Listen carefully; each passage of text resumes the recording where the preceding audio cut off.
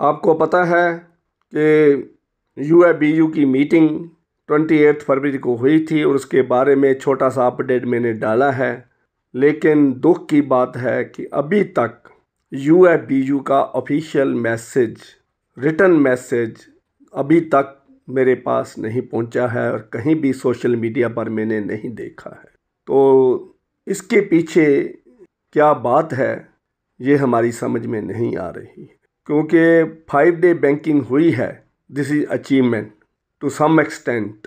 क्योंकि देखिए, जब पहले हमने सैटरडे लिया था, 2 सैटरडे पुराने 4 सैटरडे को फुल करके 2 सैटरडे की छुट्टी दी थी।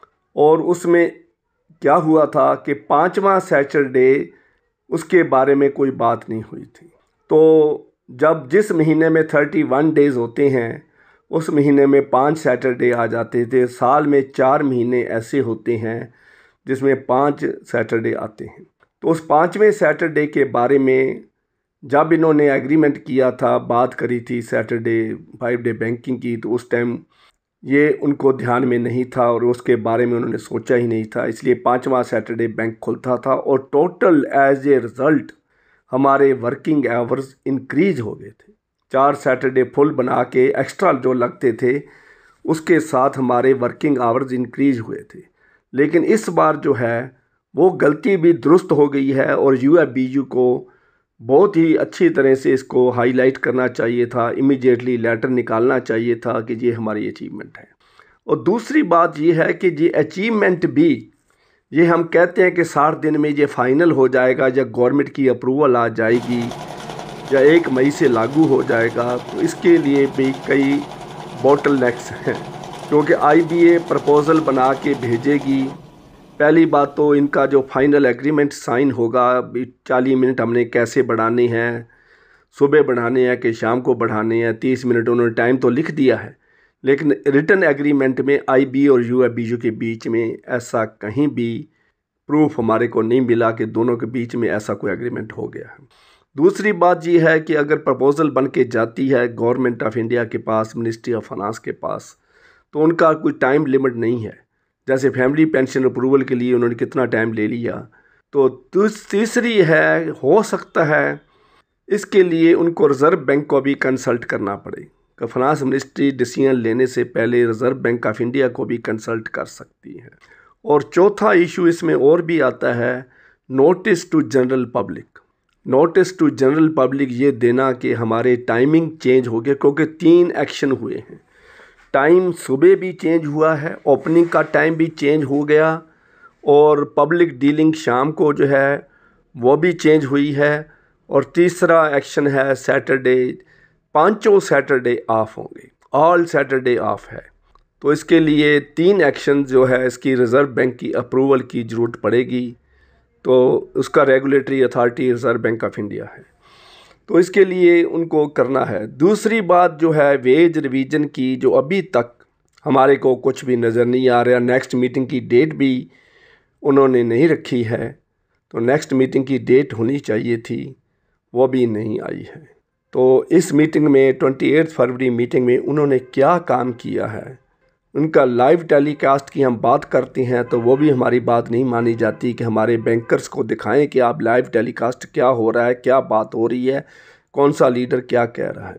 उसके बाद जो वेज नेगोशिएशन के ऊपर एक और भी बोटलनेक आ गया है। श्री वसंत कुंद्रे जी ने एक रिट पिटीशन फाइल करी है जिसमें उन्होंने कहा है कि पेंशन अपडेशन जो है वो 12th बाईपार्टाइट सेटलमेंट की वेज नेगोशिएशन स्टार्ट होने से पहले पेंशन अपडेशन का मुद्दा फाइनल होना चाहिए।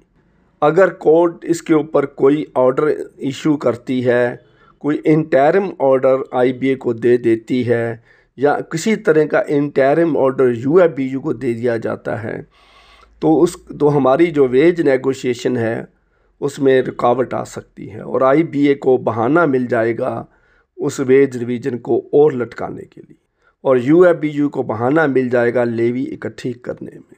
तो ये पहले ही कल्चर है हमारी, फ्लिप फ्लॉप करना, डिलेइंग टैक्टिक्स करना, ये हमारी दोनों तरफ से चल रहा है। पहले ही हमें कुछ बारगेनिंग लग रही है, कुछ सौदेबाजी लगती है अंदर, तो उसके हिसाब से ये करते हैं। अभी तक UFBU सबसे बड़ी यूनियन AIBEA उन्होंने भी कुछ भी इंडिकेशन नहीं दिया है। What happened on 28 February, pension updation के बारे में क्या हुआ उसका अभी तक हमारे को कुछ भी पता नहीं चला है। दूसरी बात, जो ट्विटर पे मैसेज देते हैं CHV साहब बहुत मास्टर हैं ट्विटर के, उनको ट्विटर चलाने का बहुत शौक़ है, लेकिन इसके बारे में अभी तक शाम के 6 बजे तक 3 मार्च को ट्विटर मैसेज मैंने नहीं देखा है। क्योंकि 28 फरवरी को मीटिंग थी, सारा दिन 28 का भी गया, 1 मार्च गई, 2 मार्च गई, 3 मार्च सुबह शाम के 7 बजे मैं वीडियो बना रहा हूँ। तो देखिए कोई भी हमारे को इंडिकेशन नहीं मिला है। चौथी बात जो है, मेरे पास बार बार वीडियो के नीचे कमेंट्स आते हैं PTS के बारे में। PTS मिस्टर अरुण कुमार हैं, श्याम लाल जी हैं, और भी कई हैं ऐसे PTS जो भुवनेश्वर के संतोष नाइक जी हैं, बार बार फ़ोन लगाते हैं, बार बार मेरे कमेंट्स लिखते हैं, बार बार मेरे को ईमेल डालते हैं जिसमें मैं उनका रिप्लाई भी देता हूं। लेकिन PTS के बारे में UFBU ने अभी तक कोई बात नहीं करी है। पार्ट टाइम स्वीपर जो हैं जिनकी सैलरी बहुत कम है और वर्किंग आवर्स उनसे इनडायरेक्टली बहुत काम लिया जा रहा है, तो उसके बारे में वो अभी तक UFBU ने कोई मुद्दा उठाया ही नहीं है, ना ही हमारे को कुछ बताया है, ना ही नेगोशिएशन के बीच में उनका कहीं जिक्र आया है। तो ये लोग क्वालिफाइड नहीं है, इतने पढ़े लिखे नहीं हैं कि उनका कोई रिप्रेजेंटेटिव हाई कोर्ट में रिट पिटीशन दायर करे वसंत कुंद्रे जी की तरह कि PTS का मुद्दा पहले फाइनल किया जाए, उसके बाद बाकी मुद्दे बाकी किए जाए। तो मैं तो ये UFBU से रिक्वेस्ट भी करूँगा कि जब भी आप नेगोशिएशन रेजिडुअल इश्यूज़ पर करते हो तो PTS का मुद्दा ज़रूर उठाओ। ये भी हमारे भाई हैं, ये भी हमारे साथी हैं, ये हमारे कॉलीग हैं, ये हमारे दुख सुख में काम आने वाले हैं। बैंक का काफ़ी बोझ इनके ऊपर पड़ा है। कई PTS तो मैंने देखे हैं जो कंप्यूटर का पूरा काम कर लेते हैं, सिस्टम रूम के अंदर जाते हैं, सिस्टम रूम का काम भी कर लेते हैं। तो ये उनका ये अब PTS कहने को नहीं रहे हैं, ये पढ़े लिखे भी हैं, बहुत क्वालिफाइड PTS भी हमारे पास बैंक में काम कर रहे हैं। तो ऐसे ही है। तो इसके बारे में आज मैंने इतनी सी वीडियो बनानी थी, लेकिन मेरे पास कोई हॉट टॉपिक नहीं है, कोई ऑथेंटिकेटेड सोर्स नहीं है जिसके ऊपर मैं आपको कुछ कह सकूं कि ये ऐसा हो गया है, ऐसा होने वाला है। कुछ भी नहीं हुआ है। तो इसके लिए सबसे पहले तो मैं वसंत कुंद्रे जी के ऊपर भी एक वीडियो अलग बनाना चाहता हूं, जो कई एसोसिएशन के रिप्रेजेंटेटिव भी हैं, कई एसोसिएशन के मेंबर हैं, कई एसोसिएशन के प्रेसिडेंट रह चुके हैं, हर तरह की सोशल एक्टिविटीज़ वो कर रहे हैं।